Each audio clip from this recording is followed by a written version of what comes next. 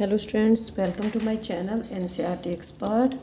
हम chapter number 11 कर रहे हैं। ये क्लास 7th मैथ्स का चैप्टर है, पेरीमीटर एंड एरिया। इसकी एक्सरसाइज 11.2 हमारी फिनिश हो चुकी है। इसके 8 क्वेश्चंस थे। आज हम करेंगे नेक्स्ट टॉपिक, सर्कल्स।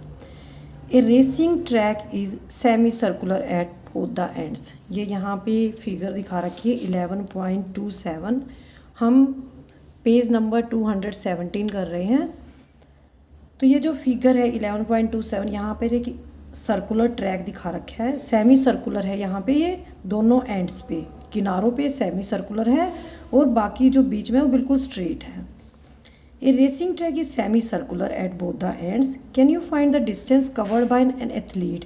क्या अगर कोई एथलीट इसके 2 राउंड लगाता है तो क्या हम डिस्टेंस निकाल सकते हैं कि उसने कितने डिस्टेंस कवर की है। We need to find a method to find the distances around when the shape is circular। तो जब शेप अगर सर्कुलर है तो अगर हमें डिस्टेंस निकालनी है तो हमें एक मेथड की नीड होती है। Circumference of a circle. Tanya cut different cards in curved shape from a cardboard and she wants to put lace. Tanya curved shape में अलग अलग कार्ड्स को काटती है कार्डबोर्ड में से, और वो उनके चारों तरफ लेस लगाना चाहती है ताकि वे जो कार्ड हैं वो डेकोरेट हो जाएं। उसने एक सर्कुलर शेप ली है, एक ओवल शेप ली है कार्ड की, उसने कार्डबोर्ड में से काटे हैं। तीसरी उसने जो शेप ली है वो कोन शेप लग रही है, ठीक है।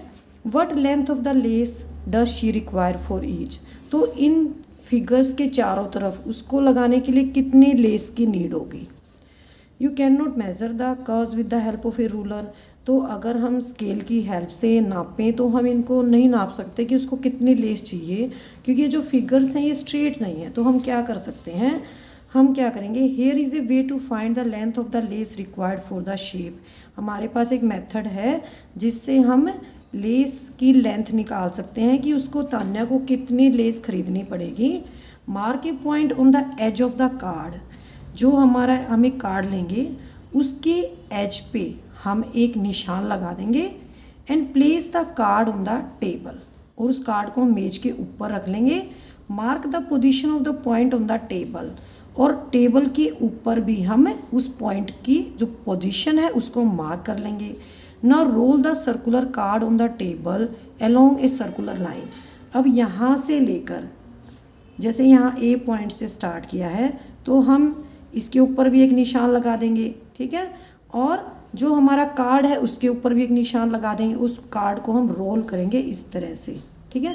यहाँ तक हमारा कंप्लीट आ जाएगा जब तक वो मार्क हमारा रिपीट नहीं होता, ठीक है। या फिर हम दूसरे तरीके से कर सकते हैं, हम एक स्ट्रिंग लेंगे और जिस पॉइंट पे हमने स्ट्रिंग शुरू किया है उसी पॉइंट पे हमारा स्ट्रिंग रिपीट होना चाहिए। तो इस तरह से हम सर्कुलर या ओवल ऑब्जेक्ट की जो सर्कमफ्रेंस है वो हम निकाल सकते हैं।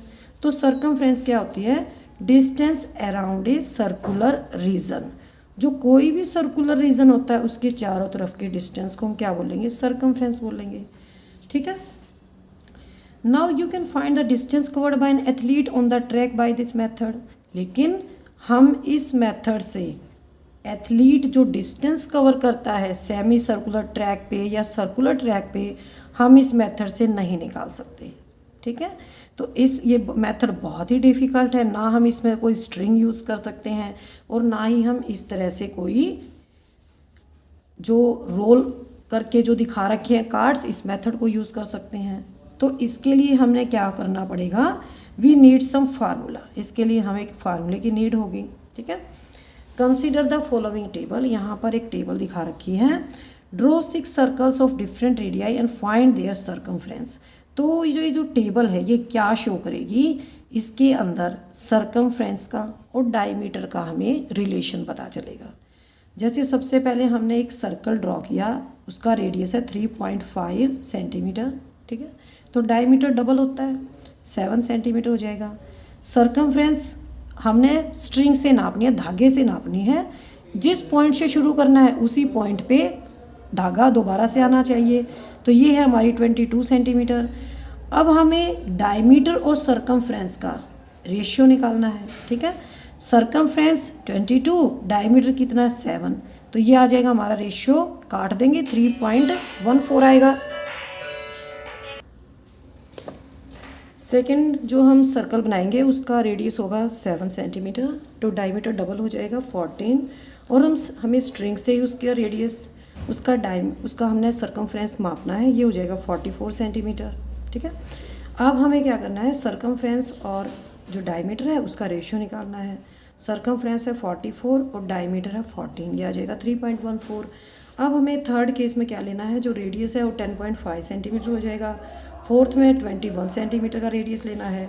फिफ्थ में हमने 50 सेंटीमीटर का रेडियस लेना है, 5 सेंटीमीटर का। और सिक्स केस में हम लेंगे 15 सेंटीमीटर का।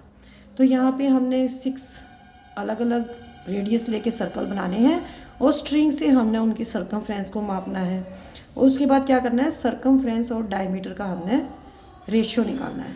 तो यहाँ पे हमारे 6 केसेस हैं, तो वैल्यू यहाँ पे सेम आ रही है। तो इससे क्या रिज़ल्ट निकलता है, जो रेशियो है ये यहाँ पे सेम आ रहा है। कैन यू से that circumference of a circle is always more than 3 times its diameter.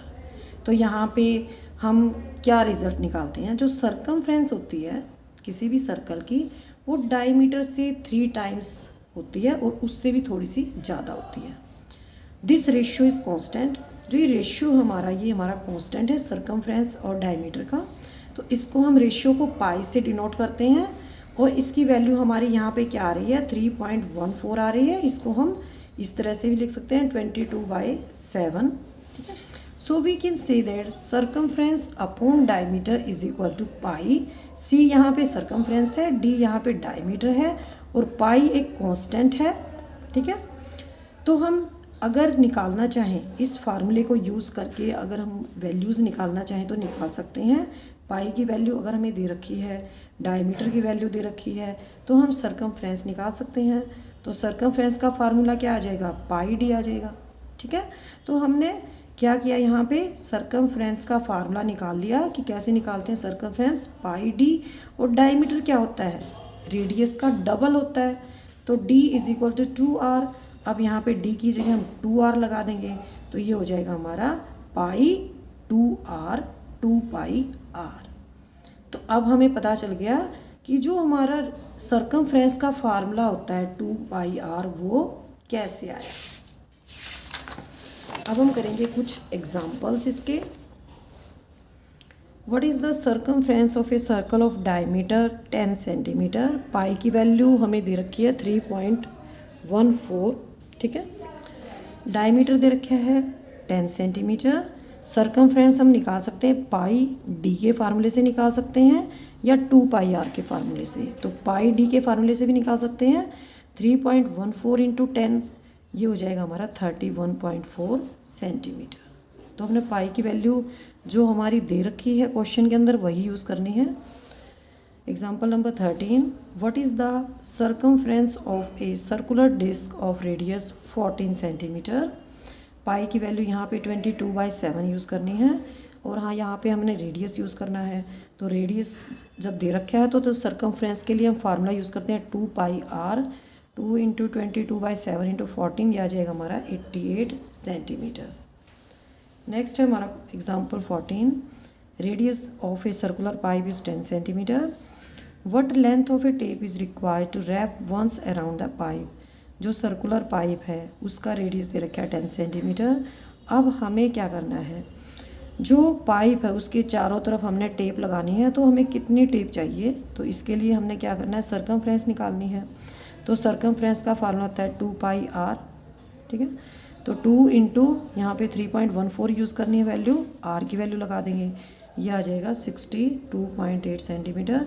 तो हमें इतनी लेंथ की टेप चाहिए उस सर्कुलर पाइप के चारों तरफ लगाने के लिए।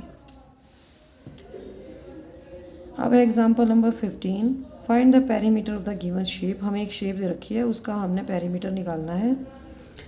इस शेप के अंदर क्या है, यहाँ पे 4 तो सेमी सर्कल्स दिखा रखे हैं, और बीच में क्या है, एक स्क्वायर है। तो हमें क्या करना है, जो चारों सेमी सर्कल्स हैं उनकी हमने सरकमफ्रेंस निकालनी पड़ेगी। ठीक है,